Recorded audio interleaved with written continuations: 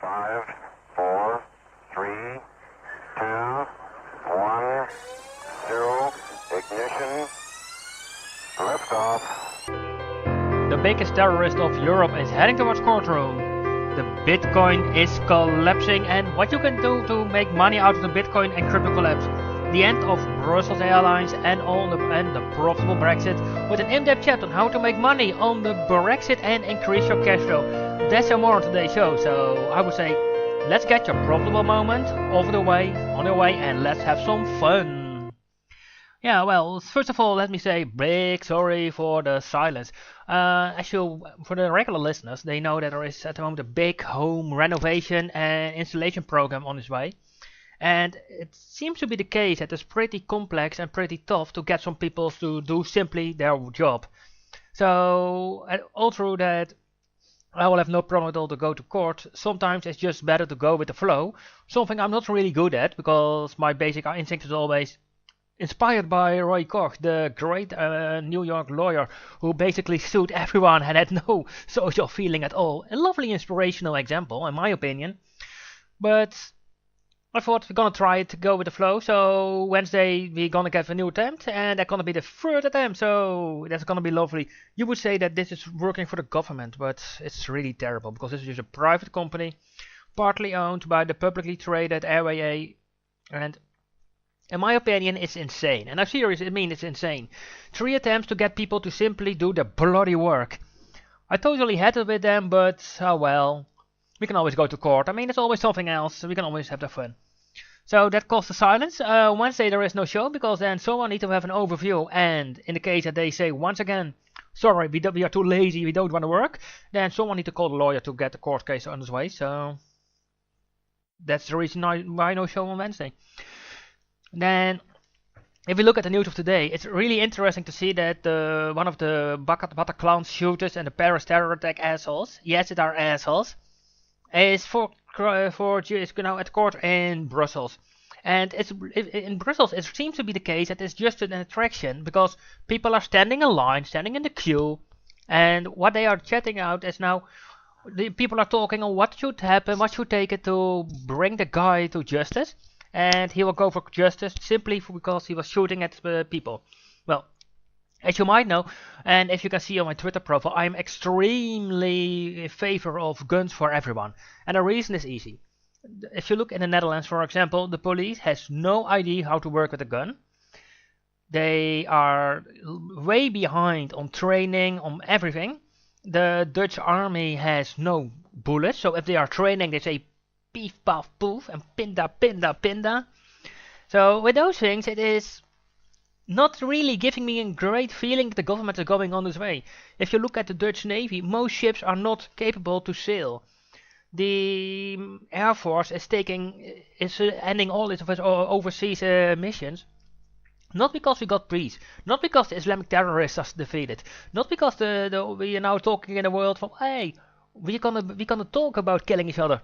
No, the aircrafts are no longer capable of flying. I mean, it is insane, at least in my opinion. And an organization that's so competent is also responsible for your security.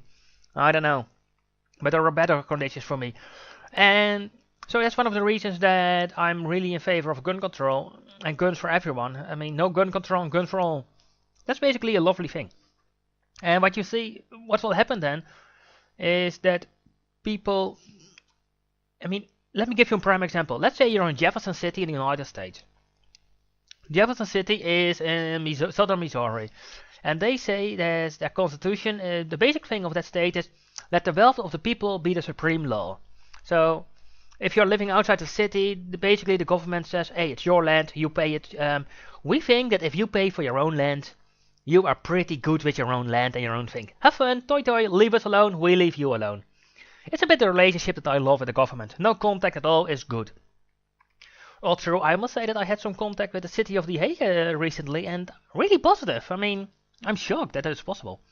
But what you see then, what I say there is, we are not determining if in southern Missouri if you are capable of handling a gun. You can do that better yourself. And But I always say, if you are really against guns for everyone, think about this. There's a European country where if you are blind, you're allowed to have a gun. That country, a lot of people forget it, but a contact of me, a good friend, sees less than I see, and she has a gun. And she lives in Finland. And you can say, why that? Well, it's easy. She has a small holiday retreat home up in the north, and there are bears and other animals that love a human being as their breakfast. And then it's handy to have a gun. If you look at another country where literally there is a gun behind every door, I can give you 2 examples, one in Europe and one in the Middle East. You have no gun violence there. I mean, look at Switzerland. There is a gun behind every door.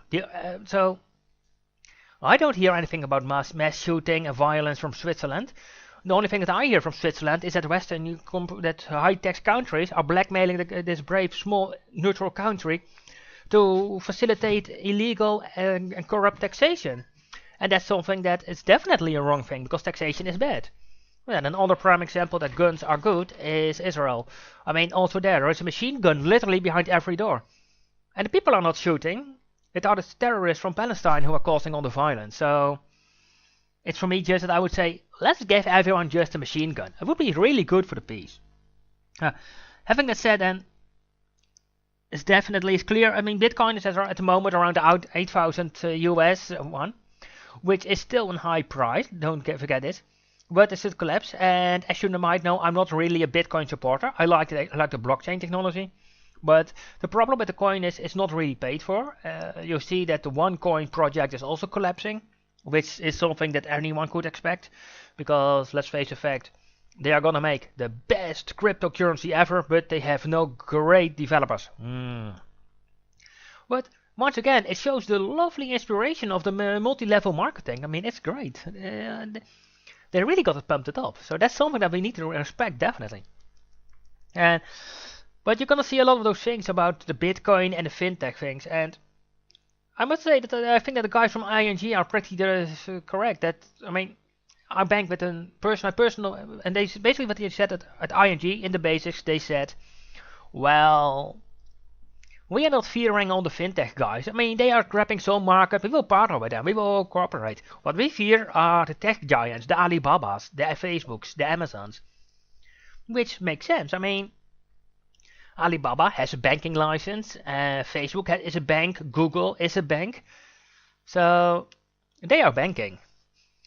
And don't forget, over 1 billion people are on Alibaba. Over 1 billion people are on Facebook. Nice method to start a bank. I mean, just imagine it. I mean, it would simply wipe everyone out. And if you then take into consideration, a really successful fintech company is N26. It's from Berlin, Germany. And they have just around 500,000 customers. Just to put it in perspective. And they are really a good going fintech firm. So, it's for me just that I would say, but if you want to make money on Bitcoin, then I strongly suggest you go for the blockchain technology. And the reason is easy. With the blockchain technology, you can do a lot more than just one coin. And there are companies inactive that are paying really good dividends. So why not grab some dividend money? I mean, there is literally a book that's called Get Rich Through Dividends. Social media is here. Facebook, Snapchat, Twitter, Weibo, blogging, LinkedIn, Swan, Google+. But how to use them in your advantage? Get yourself the social media export course. It's the smart point to use all social media in your advantage without burning all your time. hofprofit.com/smm. I say hofprofit.com/smm.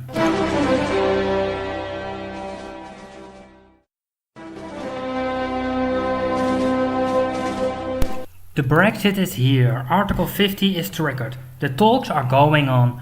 Unprecedented change will happen. We know things for certain. The Brexit is a profit maker. At least if you are open for making some money. Get yourself the Profitable Brexit Report. It explains how the Brexit could happen, the economic fundamentals. Finally, also a few great methods to make some money on the Brexit. So, are you a profit maker? Are you someone that's open-minded when it comes to making profits? Check hofprofit.com/Brexit. And then it's time to say rest in peace SN. And with SN I don't mean something in a private field, and I mean the small lovely Belgium airline of Brussels Airlines. Today the mother company Lufthansa is gonna talk, and it's extremely likely that they kick out the CEO and they are gonna make it a new branch of Eurowings. This in an attempt to get the Eurowings a really European project. They already took the bulk of the Düsseldorf operations from Air Berlin, and they are slowly on picking on every batch from projects and yeah, just consolidating it. And Brussels Airlines is definitely within the Lufthansa group the only division that has no guarantee for its brand. I mean, other divisions are that have those brand guarantee are the guys of Swiss and Austrian. And I think it's a pity. And what you see that since they are part of Lufthansa, then they simply stopped cooperating with Chinese airlines, and it's a pity. I mean, if you look at what's happening at the moment in Belgium, that Air Belgium is going to fly on China with 4 aircraft, VLM going to fly towards Asia with 15 aircraft. I don't want to make it a tough thing, but I would say 19 aircraft going to Asia on a daily basis.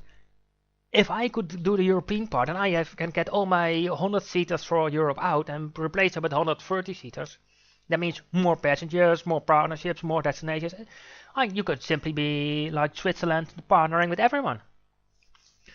But it's a pity, and yes, I think that the Germans made a really good deal, because let's face the fact, the profits from the company from last year already paid back the purchase price. So Lufthansa did an extremely good deal. I mean, that's a really good deal. But it's just a pity that it's gonna mean now the end of the company. I mean, it's gonna mean that the SN brand with call sign, which was used by Sabina, is gone. You thought that they already kicked out the well-known S on the tail out, and it's now a B. And it's just, for me, yeah, I think it's a pity, and we need to check it out why it's happening. And I'm wondering if this happened, especially now all the big Belgian companies are saying we need this, we need that growth, we need that facilitations. I could say and see that maybe some companies like Air Belgium and VLM are stepping into the market, and that would be interesting, because then you see that the new firms are really challenging the guys of Lufthansa. And it's for me just a pity, because I think that Brussels Airlines could have played a major role in Belgium aviation. I mean, just imagine that they said to Air Belgium and VLM, well, you can fly under our license, we're going to do the maintenance, we're going to do your Brussels operations, and we will be one of your ticket distribution platforms. You need to have a good business plan, and we are your partner in Europe. I mean, not sure about, it would be around 4,000 seats a day that you could fill in. Now, let's say that 3,000 are going to fly in from Europe. Well, 3,000 additional passengers, that's going to be fun. That's going to mean profit and then a really high turnover. And don't forget, aviation, never invest in it. But, especially I can say it from experience, but it's high volume, low margin. And then let's have a quick look at what's happening on the Brexit. Once again, Theresa May is under fire, and that's Theresa May. And I would simply say that it's time to have a different look at the Brexit, because definitely Brexit is lovely. It's a brave decision from the British people, but it is time for us to realize that we can make money out of it, and to make money out of it. Earlier I published a report which is getting some momentum. It's getting off the ground finally, so that's good. But what are the really interesting investments? What are the fields that you could make, for example, 20% returns on the Brexit? So I had to talk with a guy, Pieter. Pieter is active in real estate, so also if you love investing in real estate, check it out. And he is active in British real estate, and he makes really high returns. And the idea of what he is doing is work together with people, help people out of problems, solve a problem. I mean, if you look at, for example, in Wales, they have a big housing shortage. Well, that means high margins. So, on that side, let me know what you think about it. I look forward to hearing from you. You can simply leave a comment below.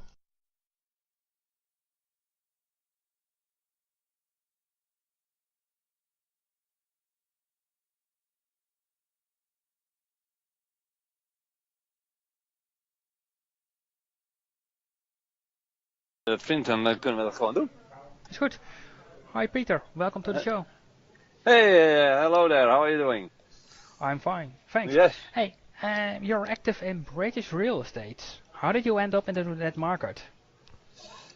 Well, that is very interesting, yes. I always like an adventure and opportunities. And when an opportunity is coming along, I'm diving into it, as we say in Holland. Mm-hmm. And one time I met a guy, and he's owner of 1,500 properties in South Wales in the UK.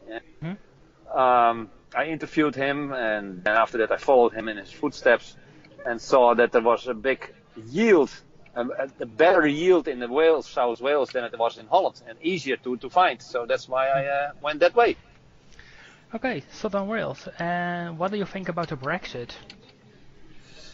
Well, I don't know. For the English, I don't think it's really good for them. But of course, 50% of the other English, they think different. But for us Dutch people, I think it's a really opportunity. The pound went down like 28% now. They will come up again in the next years. But in the meanwhile, you will have the possibility to buy properties pretty cheap over there. So if you say pretty cheap, what prices should I think about? Well, it is. We buy properties 35, 40, even 50% underneath market value. That's a lot. That is a lot. That is a lot. Yes. How is that possible? Well, one of the things is then the Brexit, but also when people have like a divorce or they have maybe they are problem with the rent. We are pretty good cash. We have a good cash situation, so we can help people directly. That is mostly the problem with people. So when you can help people very quick, then you have a good deal, but they are also helped. That's how we find the deals. And to find the deals, we have a network of people who are looking for it. So basically, you're helping people get out of problems, and you make money out of it. Yes, that's exactly. We call it rescue. We rescue them. This sounds like a really knowledge thing to do. It is. So, what's the worst about investing in British real estate? Why should someone not do it? Well, it's always location. Like in Holland, they say always location, location, location. But of course, it's in the whole world the same. So first you need to find a good location. I would not invest in London, for example. At this moment, we got the whole boom over there. I think there is a little bubble at this moment. You see some prices going down at this moment. Just a little bubble? Just a little bubble? Just a little bubble. We have some bubbles. So, no, Sorry. Now, I asked about a little bubble because I once considered moving to London, and I was offered a studio apartment in the Canary Wharf.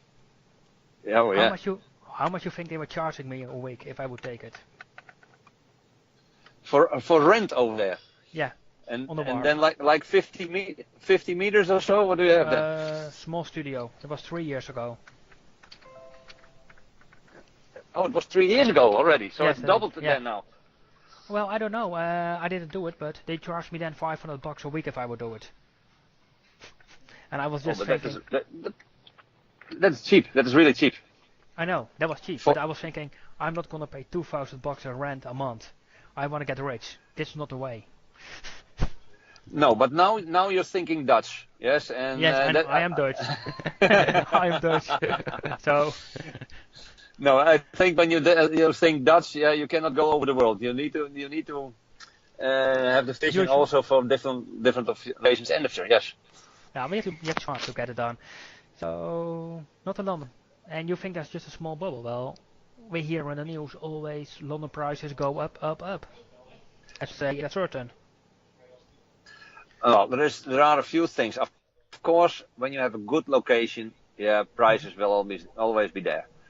And the last years you saw in London that a lot of external money came in from Russia, China. It all went into London. So that made the bubble a little bit bigger the last months. Now you see that has stabilized. But of course, locations as Central London or Central Amsterdam will stay good in the future. But for trading, it's now at this moment not the best time to do. So for trading, you would say go for Southern Wales. Yeah, Southern Wales, but another part of England is Birmingham and Manchester. Manchester is going very well. So that you see markets follow each other up also. So London came up very quick. Yes, and now you see Manchester coming up incredible quick. And the next big thing is Liverpool. Yeah, not a lot of people heard about that, but Liverpool will be one of the best areas and regions to invest in. I totally agree with you. It's next to the fact that it's really a lovely town. It's has everything in potential to pop up and become big. Yes. They invest like billions at this moment in infrastructure and in apartments over there. So yeah. Yeah, a lot's happening there. Lovely town. Really nice town. Yes. So, but take into account, so you would say stay out of London and go for the second-tier cities. That's what I do, and that's where I get my yield. And what type of yield should we think about? Just in general, just an average thing. That is we are doing two things. We do a flip, and we're doing holds. So let's specify it. If the flips, it means you buy, you renovate or keep it and sell it. Yes. And holding means you buy it, you rent it out, and you let the contracts collect dust because you don't sell it. In the base. That's what. That's a hold. Yeah. That's a hold. Yeah. And the flips we do an average in 6 months. Yeah. So we buy and sell in 6 months, and in the meanwhile we refurb because we always buying houses. They need a little refurb. And then our yield is around, between 26 and 40%. That's a lot. It is, but it is very good and possible. Okay. And we do it several times a week. Oh my, that's good. That's good. Yeah, I got last week. I bought 3 new apartments, or new properties, not even apartments. It were 3 houses. That's good. Okay, and if you look at the buy and hold strategy, what returns are you making then? I only want to have 10.5% and higher. And 2 of the properties I bought last week, they were 14%. So you buy a property that you rent out, and you make 10%, 10.5% in return or more. Yes, net profit. Yeah, net profit. And is that profit based on the yield from the cash flow or the property increasing in value? No. I'm never talking about increasing the value because that is a market thing, and we don't put the market grow or market down into it. Okay, so it's just cash flow that you generate. Just cash flow, yeah. That's a lot, 10.5 cash flow. I know a lot of real estate investors that would almost literally kill someone for this return. Yeah, but you live in Holland, and we all live in Holland, and unfortunately, and people think very local. People think very local, yeah, and they all grab the same thing, yeah. They're all going behind the same thing. So cash flow goes down. Yeah. But you have to find locations where the cash flow or where the yield is higher, and where we are going. It's an opposite as what happened in Holland. The people want to, they don't want to buy, they want to rent. But let's be clear. I mean, I don't know if you know the American investment guru James Altucher. Not really. Okay, well, he once said you should not own your house. You should rent your house. And if you own a house, it should pay for the maintenance and taxations and property value decrease for the rental revenue. Which is an interesting thing because a lot of people that I talk to say your house is your investment, which I always say, how much money does it make me every day? No, your own house is your liability. Yeah, I agree with you. But your second house is an investment. Needs to be an investment. Definitely. Or your first house should be an investment and you simply rent. Yeah, exactly. Now I understand then this American guy, but I ask some people. They say, are you in property? And then people say, yes, I am in property. And I say, okay, how many houses do you have? No, only my own one. Then you're not in property. Then you have a liability. Yeah, I wanted to debate with a banking woman from Landschot. It's a Dutch private bank for our listeners, and she was talking to me how it would be great to buy property in Eindhoven. And I was just thinking, Eindhoven economy, just two big companies, two of three big companies. Three of the three big companies are public traded. Yeah. All three are are on the spot for Chinese investors. No way. No way. I give a bucket for the future of Eindhoven.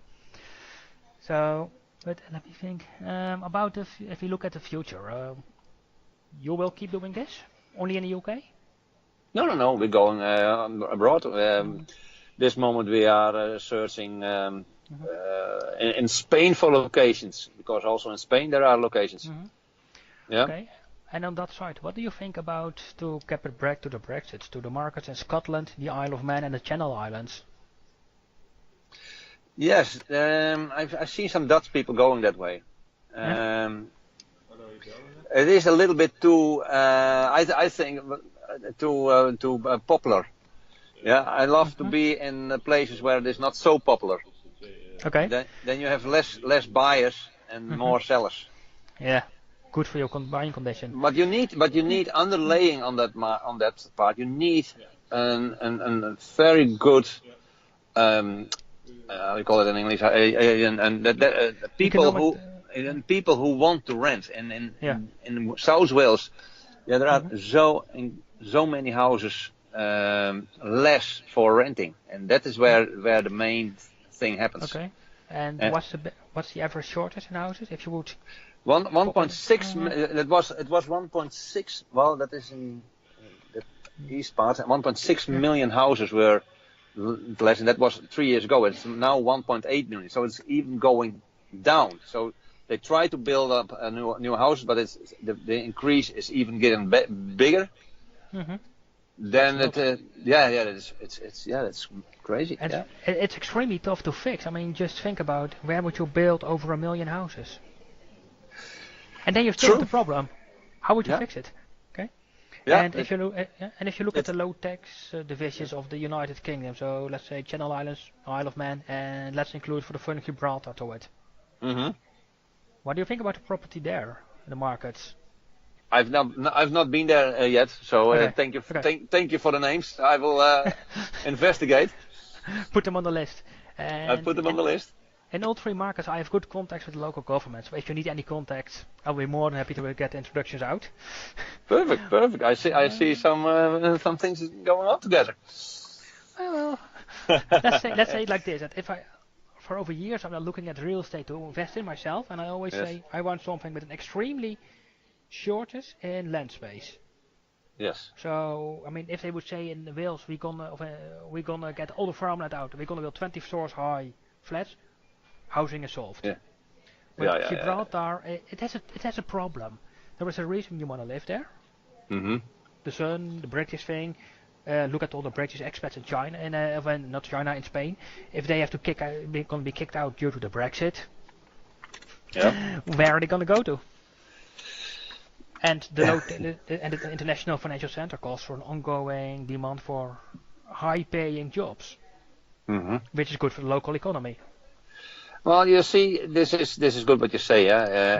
Everybody who is investing somewhere needs to have the local knowledge and build a vision on that. And you build your own vision and a strategy on that particular parts of where you think you can invest.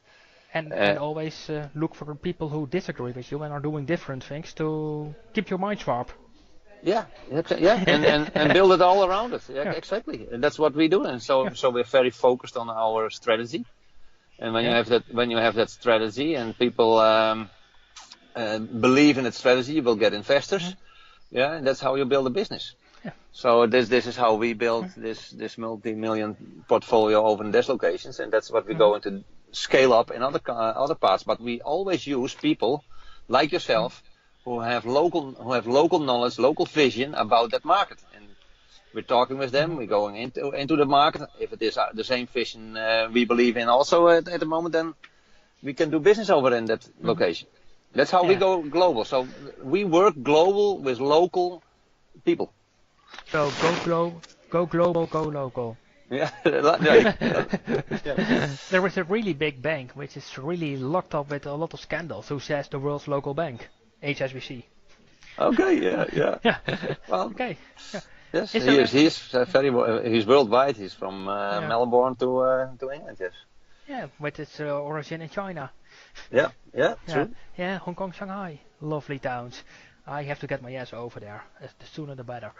One final thing. What do you think about the Brexit from an investor perspective? Is it go all to the UK and get rich due to the Brexit? I would absolutely consider to invest some money over there.